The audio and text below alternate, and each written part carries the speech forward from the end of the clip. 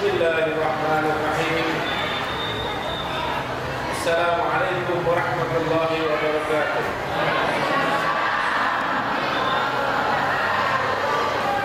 Innal hamdalillah nahmaduhu wa nasta'inuhu wa nastaghfiruh wa na'udzu billahi min shururi anfusina wa min sayyiati a'malina. Man yahdihillahu fala mudilla lahu ومن يضلله فلا هادي له أشهد أن لا إله إلا الله وحده لا شريك له ونشهد أن محمدا عبده ورسوله اللهم صل وسلم وبارك على سيدنا محمد وعلى آله وصحبه وبارك وسلم تسليما كثيرا كثيرا أما بعد يقول الله تعالى أعوذ بالله من الشيطان الرجيم يا أيها الذين آمنوا اتقوا الله حق تقاته ولا تموتن إلا وأنتم مسلمون وقال تعالى يا أيها الذين آمنوا اتقوا الله وقولوا قولا سديدا يصلح لكم أعمالكم ويغفر لكم ذنوبكم ومن يطع الله ورسوله فقد فاز فوزا عظيما وقال النبي صلى الله عليه وسلم من خاف أدلج ومن أدلج بلغ المنزلة ألا إن سلعة الله الغالية ألا إن سلعة الله هي الجنة أو كما قال عليه الصلاة والسلام. معاشر المسلمين والمسلمات رحمكم الله. Bapak-bapak, ibu-ibu, para alim ulama, para asatidz, orang tua kami, guru-guru kita semua, pengurus masjid, hadirin wal hadirat yang insyaallah kita semua mengharapkan rahmat dan ridha Allah Subhanahu wa taala.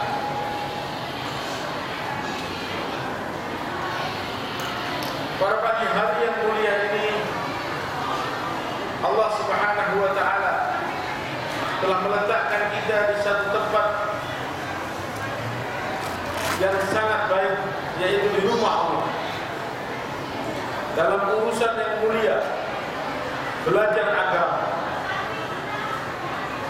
memahami maksud dan tujuan hidup kita di dunia ini. Ini adalah perkara yang penting yang harus kita cari, yang harus kita usahakan.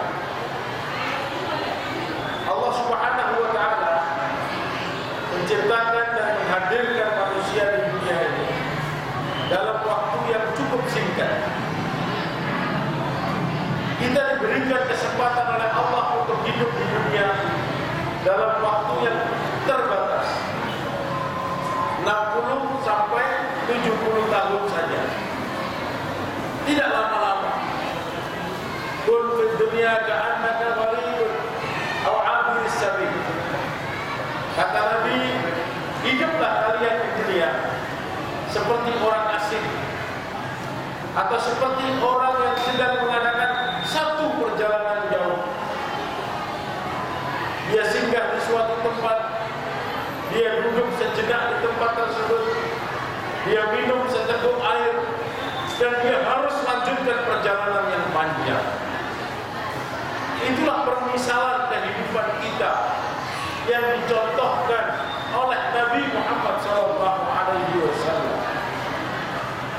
Maka berkali-kali dan berulang-ulang Allah Subhanahu wa taala fahamkan kita, beritahu kita, tegaskan kepada kita supaya kita sadar dan tidak lupa mengenai hakikat kehidupan yang sebenarnya.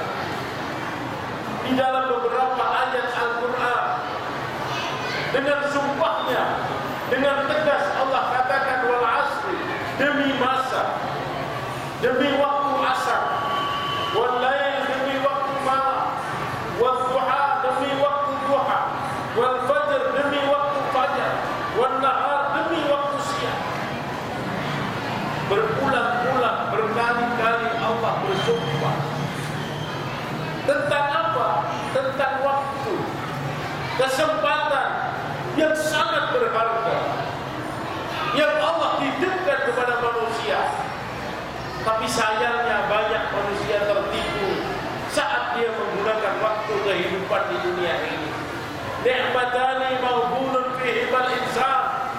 as-sihhatu wal farah. Dua kenikmatan yang banyak manusia tertipu di dalam. Dua kenikmatan yang banyak manusia tertipu di dalam. Kenikmatan apa? Yang pertama adalah kenikmatan sehat, yang kedua adalah kenikmatan waktu. Diberikan kesehatan tidak mampu menggunakan kesehatan untuk taat kepada Allah. Diberikan waktu yang luang tidak mampu menggunakan waktunya untuk mendapatkan ridha Allah. Inilah manusia yang tertipu di dalam menggunakan dua kenikmatan besar yang Allah datangkan kepada mereka. Maka dikatakan al-waqtu kas-sayf illam taqtahu qat'ah. Waktu itu seperti pedang, dia terus berjalan, terus berganti. Kalau kamu tidak menggunakan waktu untuk memotong, maka kamu akan terpenggal-penggal oleh waktu tersebut. Artinya apa? Illam tushaghilhu fil halal, shaghalatka fil haram. Kalau kamu tidak mampu menggunakan waktu itu dengan kesibukan-kesibukan yang dihalalkan oleh Allah, maka kamu akan disibukkan dengan waktu atas perkara-perkara yang diharamkan oleh Allah Subhanahu wa Ta'ala. Maka waktu dan umur yang Allah titipkan kepada kita ini tidak lama, sangat singkat, sebentar saja. Maka Allah Subhanahu wa Ta'ala beritahu kepada kita apa sebenarnya maksud Allah hadirkan kita ke dunia ini. Kita dihidupkan oleh Allah di dalam waktu yang singkat untuk apa? Harus bagaimana? Dan akan kemana berakhirnya kehidupan kita nanti? Ini perkara penting yang harus dipahami oleh setiap manusia yang hidup di dunia. Kalau dia tidak paham perkara ini, bagaimana dia akan jalani kehidupan dengan benar? Bagaimana dia akan habiskan umurnya dengan benar? Kalau maksud dan tujuan hidup pun dia tidak memahami, maka Allah Subhanahu wa Ta'ala beritahu kepada kita semua, tegaskan kepada kita semua, wa ma khalaqtul jinna wal insa illa liya'budun. Aku tidak ciptakan jin dan manusia kecuali untuk beribadah kepada Allah Subhanahu wa Ta'ala. Jadi kita dihadirkan oleh Allah ke alam dunia ini untuk mengabdikan diri kita kepada Allah, untuk ikut aturan Allah, untuk tunduk dan patuh kepada Allah Subhanahu wa Ta'ala. Inilah maksud Allah Subhanahu wa Ta'ala menghadirkan kita di alam dunia ini. Maka di dalam sebuah hadis qudsi Allah Subhanahu wa Ta'ala berfirman, khalaqtus samawati wal ardh falam a'ya bi khalqihinna. Kata Allah, aku telah ciptakan 7 lapis langit dan 7 lapis bumi, dan aku sedikit pun tidak letih, sedikit pun aku tidak capek saat menciptakan 7 lapis langit dan 7 lapis bumi. Apa a'ya bi radifataini laka? Apakah aku akan letih, kata Allah? Apakah aku akan capek hanya untuk memberikan 2 lembar roti kepada kamu? Apakah aku akan repot hanya untuk memberi makan kepada kamu, hai manusia? Tidak. Khalaqtuka li ibadatika laka. Allah lanjutkan firman-Nya, wahai manusia, aku ciptakan kamu ke dunia ini untuk beribadah kepada aku. Fala tal'ab, maka jangan kamu bermain-main saat ibadah. Sungguh-sungguh beribadah kepada Allah. Temukan maksud hidup. Jalani kehidupan sesuai dengan syariat Islam. Wa taqabbaltu 'alaika birizqi fala tat'ab. Dan aku telah sempurnakan rezeki untuk kamu. Aku telah tentukan rezeki untuk kamu. Fala tat'ab. Jangan kau habiskan umurmu hanya untuk mengejar rezeki yang sudah aku tetapkan. Jangan kau habiskan waktu kamu, umur kamu hanya untuk mengejar rezeki yang sudah aku tetapkan kepada kamu. Fa in wajadani wajadta kulla syai'. Kalau kamu dapatkan aku,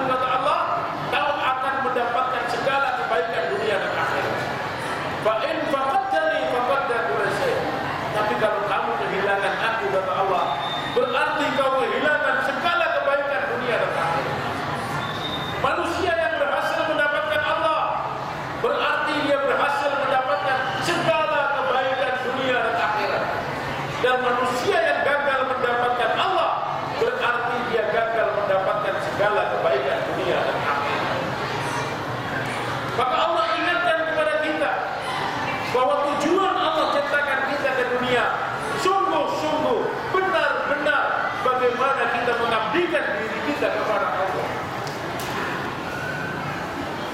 Jangan gara-gara kita mencari nafkah, mencari dunia, kita lupa beribadah kepada Allah. Habis waktu dan umur kita sehingga tidak sempat kita taat kepada Allah Subhanahu wa ta'ala.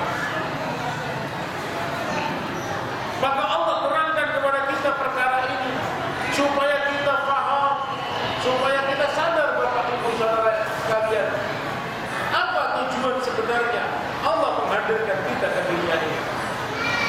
Karena banyak manusia di antara kita yang menjalani kehidupan tidak ikut aturan Allah, tidak ikut kehendak Allah, tapi dia jalani kehidupan sesuai dengan keinginan nafsu. Afara'aita man ittakhadha ilahahu hawahu? Apakah kamu tidak melihat berapa banyak orang-orang yang menjadikan nafsunya sebagai Tuhan? Dia hidup di dunia tapi tidak mau pakai aturan Allah. Dia hidup di dunia tidak menjalankan kehendak Allah. Apa yang dia ikuti? Dia hidup di dunia ikut daripada kendali nafsunya saja. Maka Allah bertanya kepada kita, Allah tanya kepada kita sebagai hamba Allah, apa hasibtum annama khalaqnakum abathan wa annakum ilaina la turja'un? Wahai manusia, apakah kamu mengira, apakah kamu menyangka bahwa aku menghadirkan kamu ke dunia ini untuk sia-sia belaka? Dan apakah kamu mengira, wahai manusia, bahwa kamu suatu saat nanti tidak kembali kepada aku?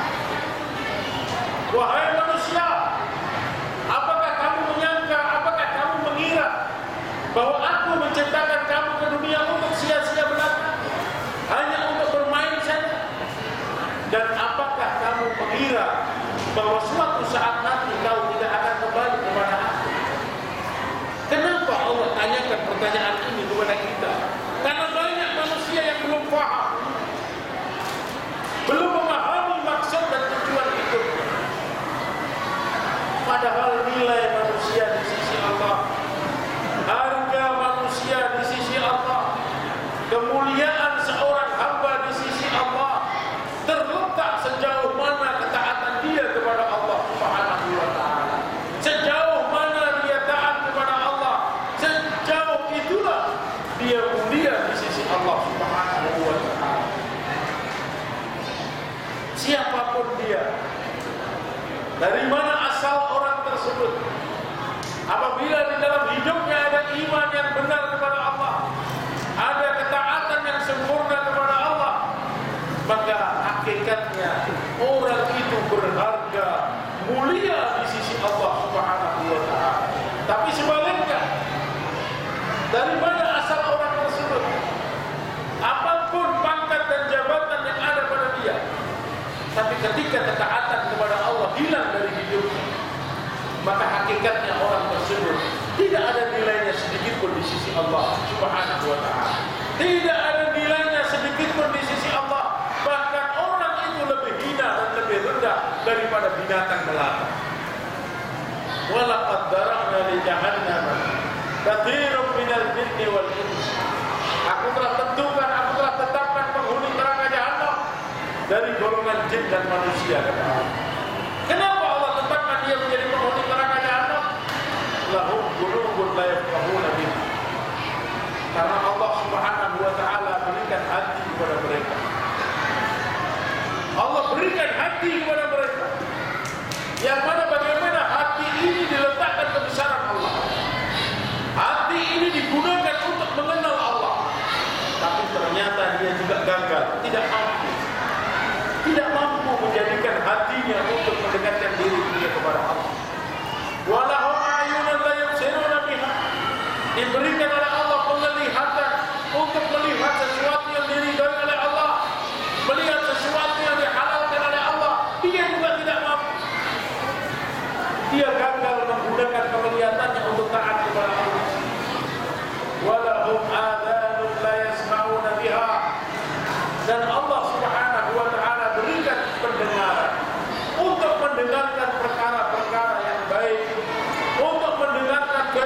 firman Allah, untuk mendengarkan nasihat-nasihat agama, tetapi dia juga tidak mau mendengarkan nasihat agama. Dia tidak mau dan tidak mampu menggunakan pendengarannya untuk taat kepada Allah. Ulaika kal an'am, kata Allah, mereka itu di sisi Allah tidak lebih baik daripada binatang melata. Balhum abal, bahkan lebih rendah, lebih hina daripada binatang melata. Ini perkara yang harus kita pahami, Bapak Ibu Saudara yang mulia, bahwa nilai manusia di sisi Allah, harga manusia di sisi Allah, saat manusia ini mampu menggunakan dirinya untuk taat kepada Allah, saat manusia ini mampu menggunakan hatinya untuk diletakkan kebesaran Allah, saat manusia ini mampu menggunakan matanya untuk melihat kebesaran Allah, saat manusia ini mampu menggunakan pendengarannya untuk mendengarkan nasihat-nasihat yang baik. Alladzina yastami'una al-qawla wa yattabi'una ahsana, ulaika hadahumullah wa ulaika hum ulul albab. Orang-orang yang mau mendengarkan perkataan yang baik, yang mau mendengarkan nasihat agama, mereka itulah orang-orang yang pasti mendapat hidayah dari Allah. Dia mendengarkan perkataan yang baik dan dia ikuti, ambil keputusan. Setelah dia mendapatkan nasihat, dia ambil keputusan untuk taat kepada Allah. Tidak menunggu ini dan itu. Keputusan di dalam hidup sangat penting bagi orang-orang yang beriman. Alam ya'ni lil ladzina amanu an tahsha'a qulubuhum li dzikrillah wa ma nazala minal haqq wa la takunu kal ladzina utul kitaba min qabl fatala 'alaihimul amadu faqasat qulubuhum wa katsirun minhum fasiqun. Apakah belum datang saatnya? Apakah belum tiba masanya bagi orang-orang yang beriman untuk tunduk patuh taat kepada Allah? Kapan waktunya kita akan sadar? Kapan saatnya kita akan bertobat? Sampai-sampai Allah bertanya, alam ya'ni lil ladzina amanu an tahsha'a qulubuhum li dzikrillah. Apakah belum datang saatnya? Apakah belum tiba masanya? Apa yang kalian tunggu-tunggu untuk melembutkan hati kalian kepada Allah, untuk menjadikan diri kita tunduk patuh dan taat kepada Allah? Apakah belum datang saatnya? Wala takunu kal ladzina utul kitaba min qabl, dan jangan kamu jadi seperti orang-orang yang aku datangkan kitab sebelum kamu. Fatala 'alaihimul amad, karena waktu yang lama tidak mendengarkan nasihat agama, waktu yang lama tidak ada usaha untuk membersihkan hati, waktu yang lama tidak datang dai, nabi untuk mengingatkan dia taat kepada Allah. Faqasat qulubuhum, sehingga hatinya terlanjur menjadi keras. Hatinya terlanjur keras. Kenapa? Karena dia tidak ada usaha untuk membersihkan hati. Tidak ada upaya untuk memahami maksud hidup.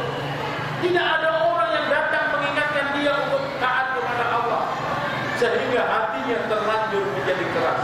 Kalau hati sudah keras, maka kebanyakan orang-orang itu menjadi orang-orang yang fasik. Maka dalam sebuah riwayat diceritakan, ada seseorang yang namanya Ubail bin Iyad. Dia adalah perampok pada saat itu, yang selalu merampok di malam hari sehingga namanya terkenal. Orang-orang takut atas kejahatan Ubail bin Iyad. Suatu hari ketika dia ingin merampok di sebuah rumah, saat dia memanjat rumah tersebut di malam hari, subhanallah, rupanya penghuni rumah sedang membaca ayat Al-Quran itu. Penghuni rumah sedang membaca ayat Al-Quran yang saya bacakan tadi. Alam ya'ni lil ladzina amanu an tahsha'a qulubuhum li dzikrillah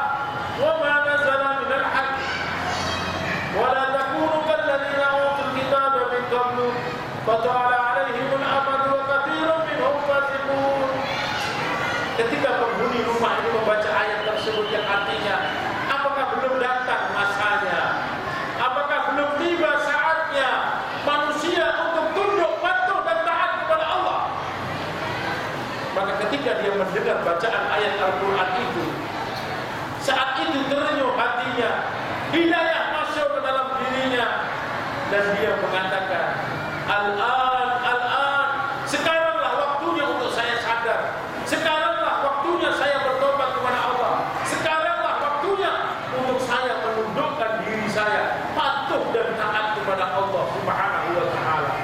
Maka dia gagalkan niat buruknya, dia berhenti daripada aktivitas jahatnya, dia tinggalkan kampung halamannya, dia berangkat ke Makkah Mukarramah.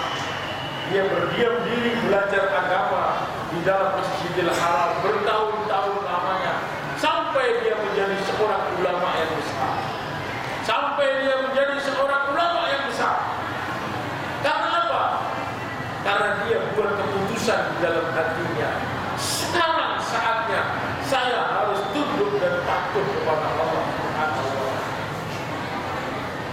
Sekarang saatnya saya harus berubah kehidupan saya. Sekarang saatnya saya harus segera bertobat kepada Allah. Tidak boleh kita menunggu ini dan itu. Maka Allah Subhanahu wa ta'ala senang ketika melihat orang itu mau bertobat, kembali kepada Allah Subhanahu wa ta'ala. Senangnya Allah menerima hamba yang tobat, melebihi senangnya seorang ibu ketika didatangi anak yang telah hilang bertahun-tahun lamanya. Idza taqarraba 'abdi ilayya shibran taqarrabtu ilaihi dira'an. Ketika hambaku mendekati aku sejengkal, aku mendekati dia sehasta. Wa idza taqarraba 'abdi ilayya dira'an taqarrabtu ilaihi ba'an. Ketika hambaku mendekati aku sehasta, aku akan mendekati dia sedepan. Wa idza adani masyan ataituhu harwalatan. Ketika hambaku berjalan mendekati aku akan berlari mendekati hamba tersebut. Inilah pentingnya kita buat keputusan di dalam hati kita bahwa kita harus segera bertobat kepada Allah. Kita harus menyesali perbuatan-perbuatan kita di masa lalu yang pernah kita lakukan. Apalagi saat ini menjelang masuknya bulan suci Ramadan, gunakan waktu ini sebaik-baiknya untuk menanamkan rasa takut kita kepada Allah Subhanahu wa ta'ala.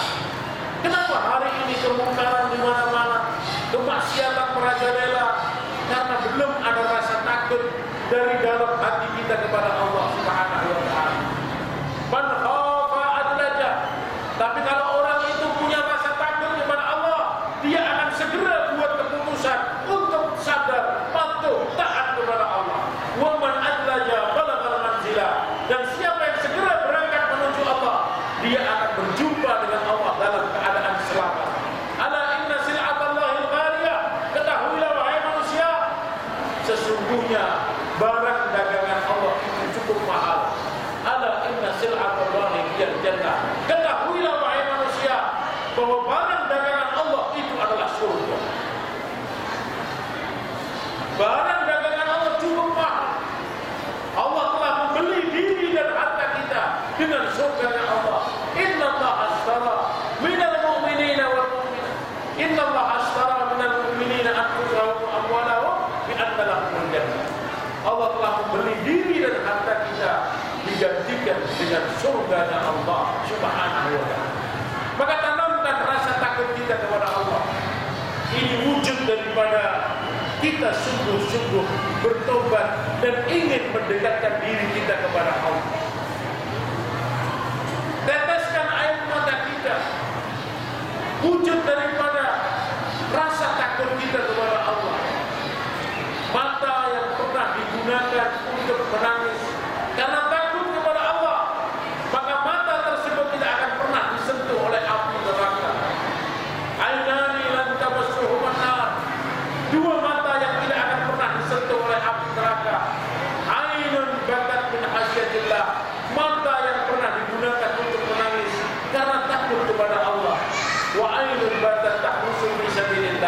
dan mata yang pernah digunakan untuk berjaga-jaga pasukan di jalan Allah Subhanahu wa taala.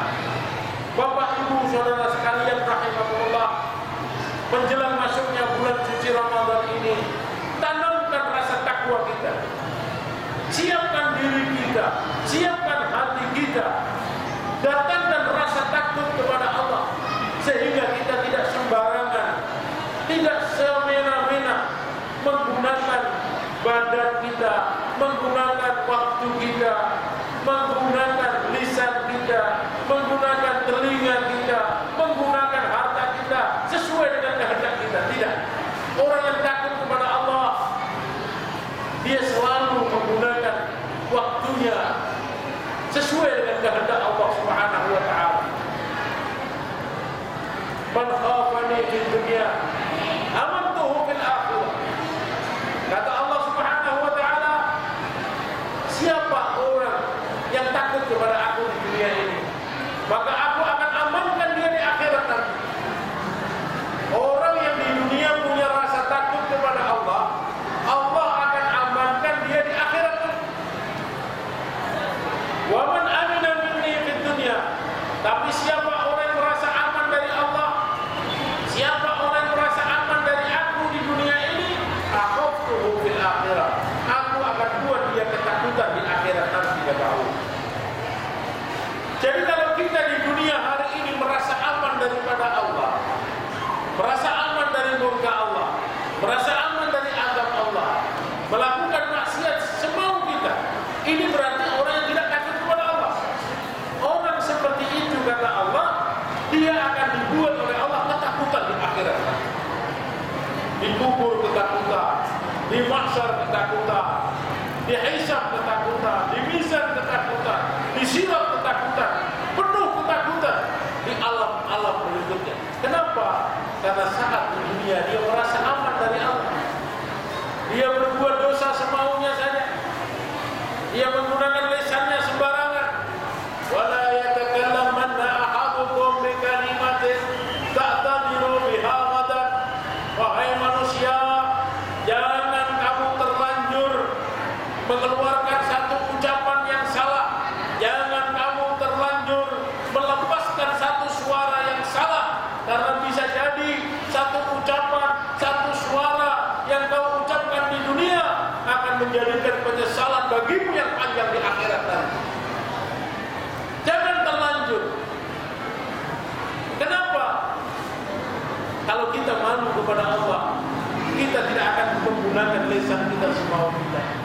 Kalau kita malu kepada Allah, kita tidak akan menggunakan telinga kita semau kita. Tapi semua gerak-gerik kita ikut aturan dan arahan Allah Subhanahu wa taala. Inilah tandanya orang yang punya rasa takut kepada Allah. Maka ketika orang itu ada rasa takut kepada Allah, amantuhu fil akhirah. Aku amankan dia di akhirat. Di kubur diamankan oleh Allah, di mahsyar, di sirat, di mizan, Allah masukkan dia ke dalam surga. Kenapa? Karena saat di dunia dia punya rasa takut kepada Allah Subhanahu wa taala. Allah Subhanahu wa taala berfirman kepada Nabi Musa alaihi salatu wassalam, ya Musa, wahai Musa, la yalqiyani 'abdun fi hadhihi al-qiyamah illa fatashtuhu amma fi yadayhi. Kata Allah kepada Nabi Musa, wahai Musa, tidak akan lepas seseorang di hadapanku pada persidangan hari kiamat nanti. La yalqiyani 'abdun fi hadhil qiyamah. Tidak akan aku biarkan seseorang berdiri di depanku saat persidangan di akhirat nanti, kecuali aku akan periksa apa-apa yang ada di kedua tangan. Illa ma kana bihil wara'in, kecuali orang yang punya dua sifat, kecuali orang yang punya rasa malu kepada Allah, kecuali orang yang punya rasa takut kepada Allah. Fa inni astahyihi wa ujallihi wa ukrimuhum wa udkhiluhum al-jannah bighairi hisab. Orang yang saat di dunia punya rasa malu kepada Allah,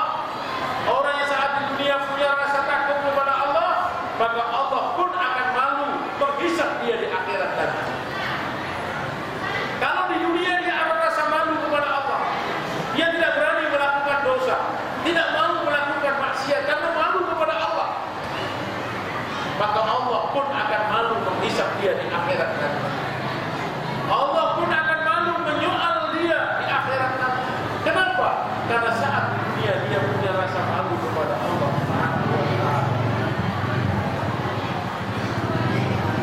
Maka di saat persidangan akhirat nanti, ada sebagian orang karena malunya kepada Allah sampai rontok daging wajah orang tersebut. Dia malu kepada Allah atas dosa-dosanya, karena semua dosa-dosa akan nampak di hadapan Allah Subhanahu wa Ta'ala. Dosa yang kecil, dosa yang besar, yang sengaja, yang tidak sengaja, semuanya akan nampak. Sehingga saat itu manusia terheran-heran dengan detailnya catatan Allah Subhanahu wa Ta'ala. Ma li hadzal kitab la yughadiru saghiratan wa la kabiratan illa ahsaha. Begitu hebat kitab catatan Allah ini. Begitu hebat kitab catatan ini, sehingga perbuatan manusia sekecil apapun akan nampak di hadapan Allah Subhanahu wa Ta'ala. Maka orang-orang yang di dunia tidak punya rasa malu, orang-orang yang di dunia tidak ada rasa takut kepada Allah, melakukan maksiat dan perbuatan dosa, maka nanti di akhirat dia akan dibuat malu oleh Allah dan rontok daging wajah orang tersebut karena malunya kepada Allah. Kenapa dia malu kepada Allah? Allah berikan harta, Allah berikan nyawa, Allah berikan kesehatan, tetapi dia tidak gunakan itu semua untuk sungguh-sungguh taat kepada Allah Subhanahu wa Ta'ala. Maka atas pentingnya perkara ini, Bapak Ibu Saudara sekalian rahimakumullah, Allah Subhanahu wa Ta'ala mengirimkan Nabi dan Rasul kepada kita. Allah kirim Nabi berangsur-angsur, bukan satu dua Nabi, bukan satu dua Nabi, bergantian sejak Nabi Adam sampai Nabi Muhammad SAW terus dikirim berangsur-angsur oleh Allah. Bergantian Nabi dikirim oleh Allah dengan satu tujuan, mengingatkan manusia, menyadarkan manusia atas kehidupan yang singkat di dunia ini. Nabi SAW melihat sesuatu yang besar, yang mana sesuatu besar itu belum pernah kita lihat. Nabi mendengar peristiwa-peristiwa besar, yang mana peristiwa-peristiwa besar itu belum pernah kita dengar. Maka Nabi sampaikan kepada kita sebagai umatnya. Nabi ceritakan kepada kita sebagai umatnya. Dan apa-apa yang diceritakan oleh Nabi bukan dongeng khayalan saja, tapi ini adalah hakikat dan kenyataan yang pasti akan terjadi kepada kita semua di akhirat nanti. Wallahi inni ra'aitul jannah wa lam ara al-khair mithla jannah. Kata Nabi, demi Allah, aku telah melihat indahnya surga dan tidak ada keindahan yang akan melebihi indahnya surga. Wa ra'aitul nar, dan aku telah melihat bagaimana penderitaan, kesengsaraan manusia ada di dalam neraka. Walam ara asyar mithla, dan tidak ada penderitaan, kesengsaraan yang melebihi penderitaan dan kesengsaraan manusia saat ada di dalam neraka. Perkara ini disaksikan oleh Nabi SAW, didengar oleh Nabi SAW, maka Nabi sampaikan hal ini kepada kita supaya kita sadar, supaya kita mengerti, dan kita mulai mau taat kepada Allah Subhanahu wa Ta'ala. Nabi sampaikan perkara ini dengan sungguh-sungguh, dengan kasih sayang, dengan serius, karena Nabi tahu kalau manusia ini mati tanpa iman, manusia mati dalam keadaan maksiat kepada Allah, manusia mati lalai daripada agama, maka dia akan menyesal yang panjang di akhirat nanti. Penyesalan di akhirat sama sekali tidak akan ada gunanya. Penyesalan di akhirat tinggal penyesalan saja, tapi sama sekali tidak berguna bagi manusia. Sejak saat pertama kali manusia menghadapi sakaratul maut, saat itulah mulai manusia menyesal. Hatta idza jaa ahaduhumul maut qala rabbi irji'uni na'mal shalihan. Ketika kematian sudah mulai menjemput manusia,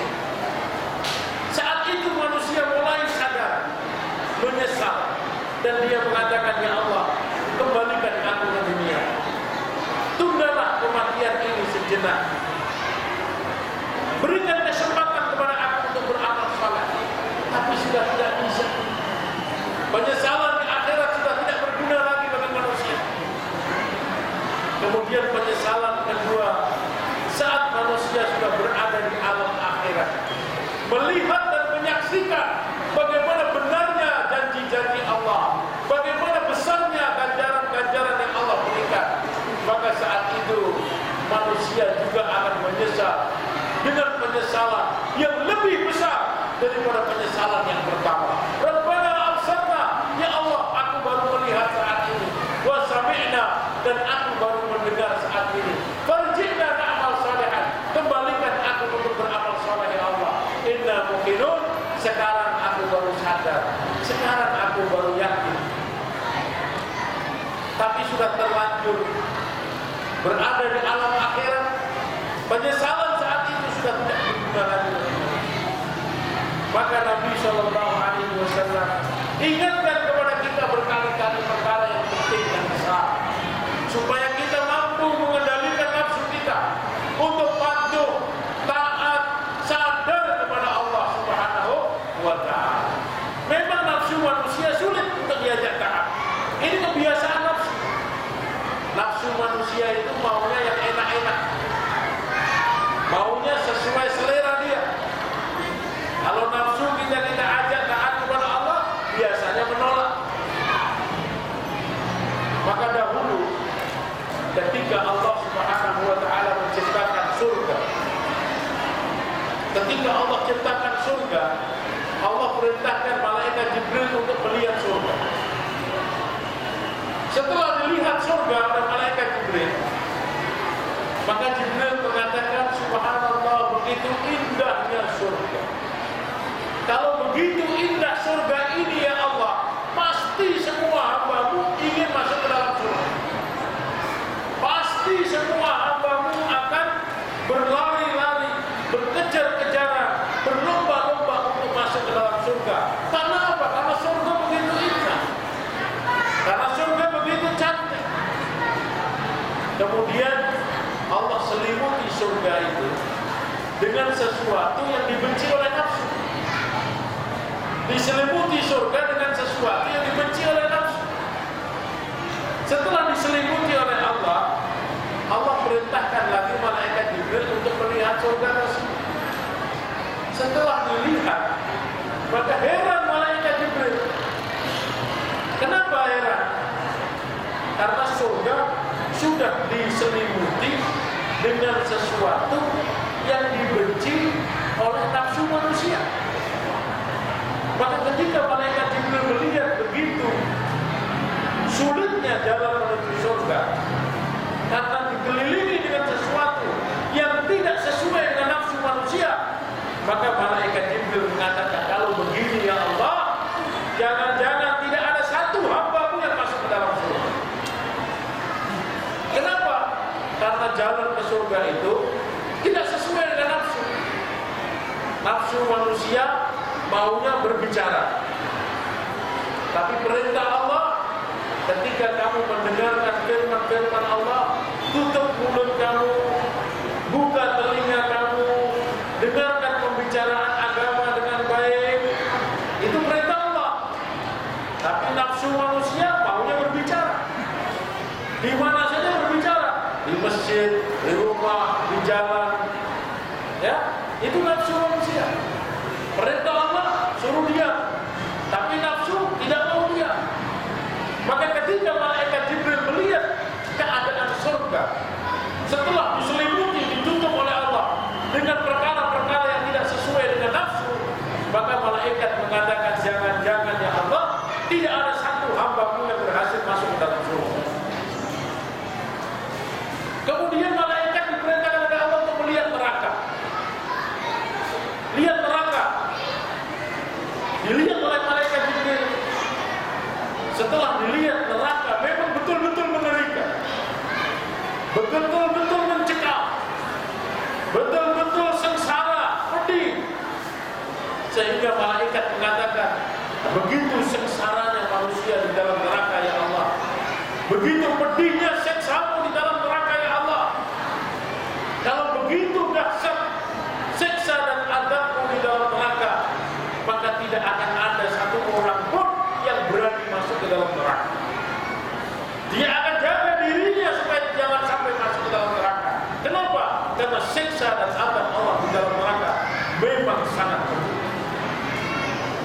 kemudian Allah Subhanahu wa Ta'ala selimuti neraka itu dengan sesuatu yang cocok dengan nafsu, sesuai selera nafsu manusia.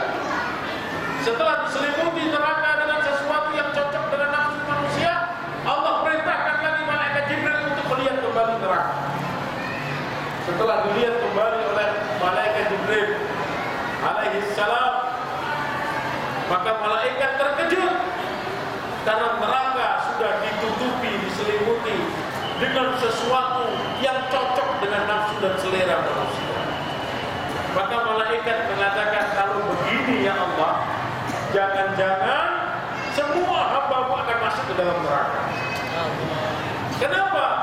Karena sulit mengendalikan nafsu. Kalau kita hidup masih dikendalikan oleh nafsu kita, maka kita tidak akan suka dengan amalan-amalan surga. Kalau hidup kita masih dikendalikan dengan nafsu, maka kita akan gemar, senang melakukan amalan-amalan ahli neraka. Maka dunia ini gambaran kita di akhirat nanti. Ad-dunya dhillul akhirah. Dunia ini gambaran kita di akhirat nanti. Kalau di dunia ini kita senang mengamalkan amalan-amalan ahli surga, maka itu tandanya kita akan menjadi ahli surga. Tapi kalau saat hidup di dunia ini kita senang mengerjakan amalan-amalan ahli neraka, itu tandanya kita nanti akan menjadi penghuni neraka. Ad-dunya dhillul akhirah. Dunia ini bayangannya akhirat. Maka Nabi SAW sangat khawatir atas perkara ini, sangat risau kepada umat atas perkara ini. Jangan sampai manusia ini mati dalam keadaan tertipu oleh syaitan. Ketika Nabi SAW ditunjukkan neraka, diajak jalan-jalan oleh malaikat melihat neraka, maka Nabi saat itu sempat terkejut. Kenapa? Ketika dilihat neraka oleh Nabi SAW, ternyata kebanyakan penghuni neraka adalah kaum wanita. Uridat alayyal jannah fanadhartu aktsarahum minal masakin. Ditunjukkan di depan mataku surga, kata Nabi. Aku lihat ternyata kebanyakan penghuni surga adalah orang-orang miskin di dunia. Wa uridat alayyan nar. Dan ketika ditunjukkan di depan mataku neraka, ternyata aku lihat kebanyakan penghuni neraka adalah kaum wanita. Kebanyakan penghuni neraka adalah kaum wanita. Ini sabda Nabi, bukan kata-kata saya. Maka heran Nabi, kok aneh? Kenapa harus wanita banyak di dalam neraka? Padahal perintah Allah kepada kaum wanita tidak sebanyak perintah Allah kepada kaum laki-laki. Kaum wanita bisa menjalankan agama dengan mudah, dengan simpel. Tidak seperti kaum laki-laki.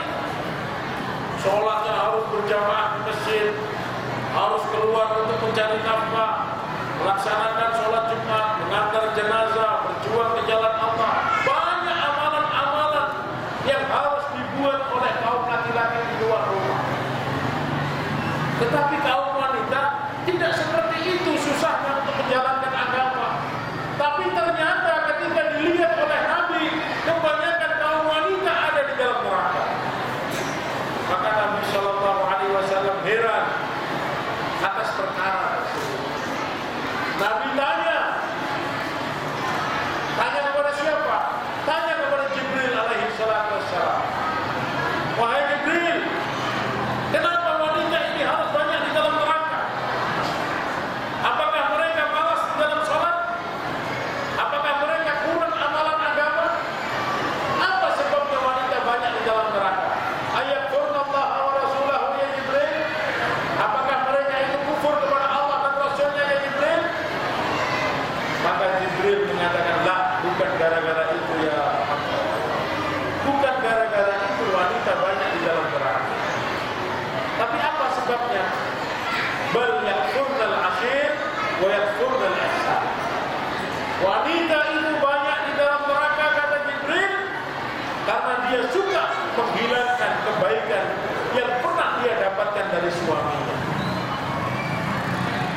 Maka selalu Nabi SAW berpesan kepada kaum wanita.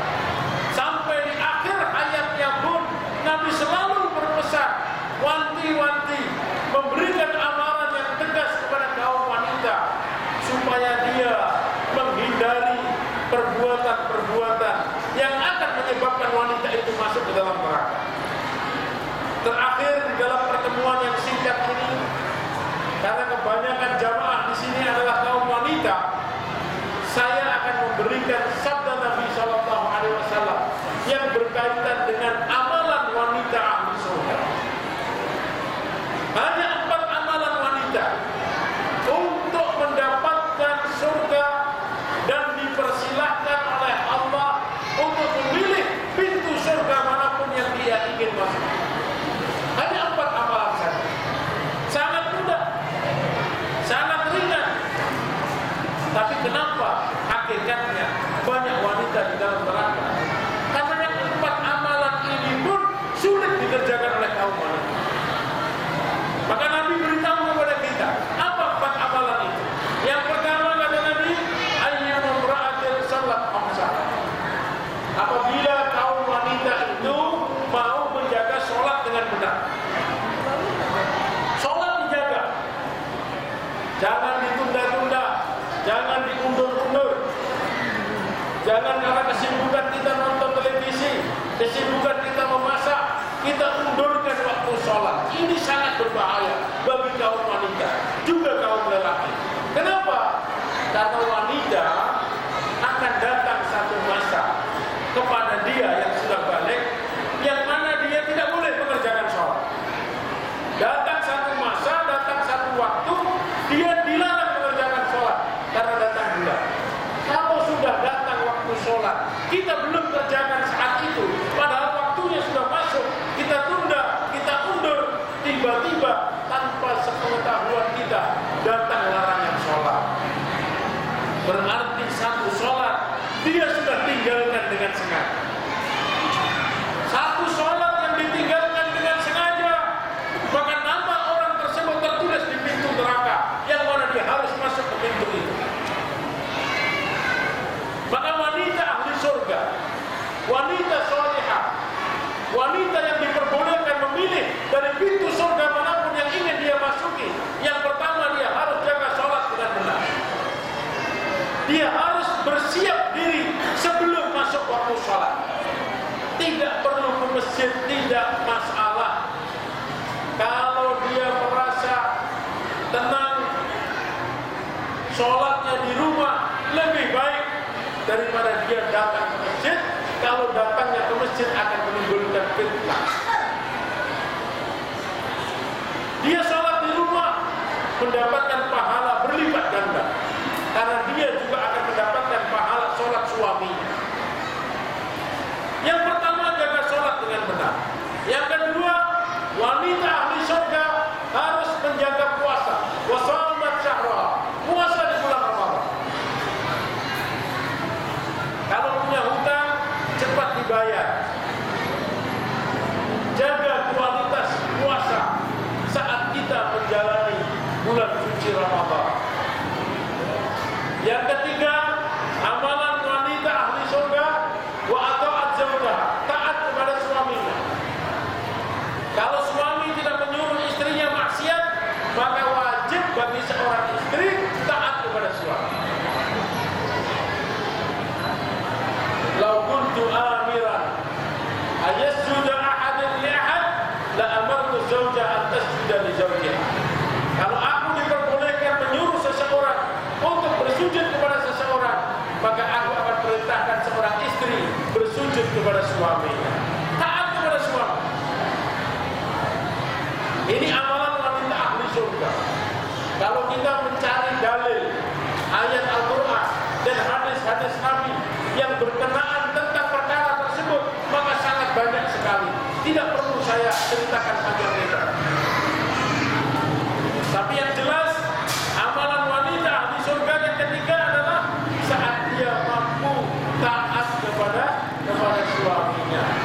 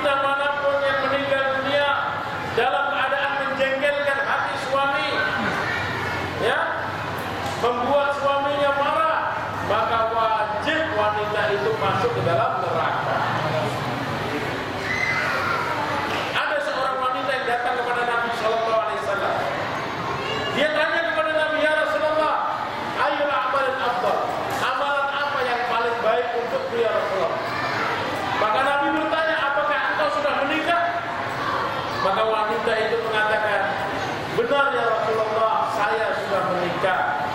Maka Nabi menjawab pertanyaan wanita itu dengan jawaban, innahu naruki wa jannatu. Ketahuilah wahai wanita, sesungguhnya suamimu itu adalah surgamu dan neraka. Suamimu itu adalah surgamu dan neraka. Maka ketika seorang wanita solehah ingin mendapatkan ridhonya Allah, jangan sekali-kali dia buat jengkel hati dan perasaan suami. Yang terakhir, Bapak Ibu saudara sekalian, wanita ahli surga, wanita yang menutup aurat dengan sempurna. Wa hasunat farja, dia tutup aurat dengan sempurna. Dia menggunakan pakaian muslimah yang syar'i, yang boleh terbuka hanya wajah dan dua telapak tangannya saja.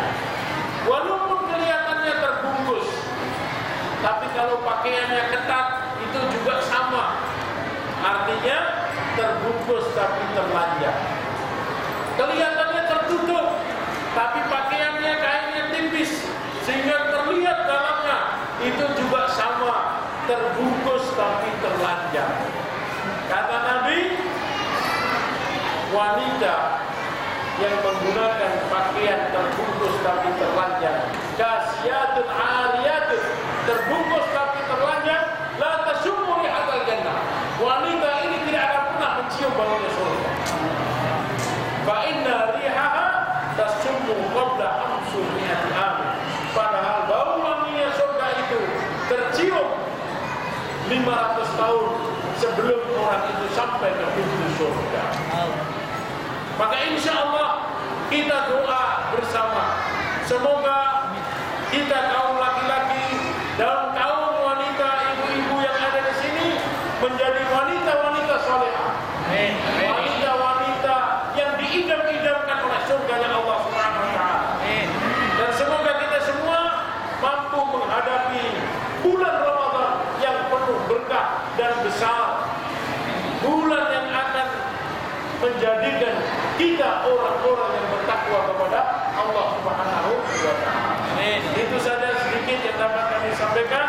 Mudah-mudahan apa-apa yang kita dengar pada pagi hari ini dapat kita amalkan dalam kehidupan kita sehari-hari dan juga dapat kita sampaikan kepada saudara-saudara kita yang belum hadir pada pagi hari ini. Marilah kita tutup majelis yang mulia ini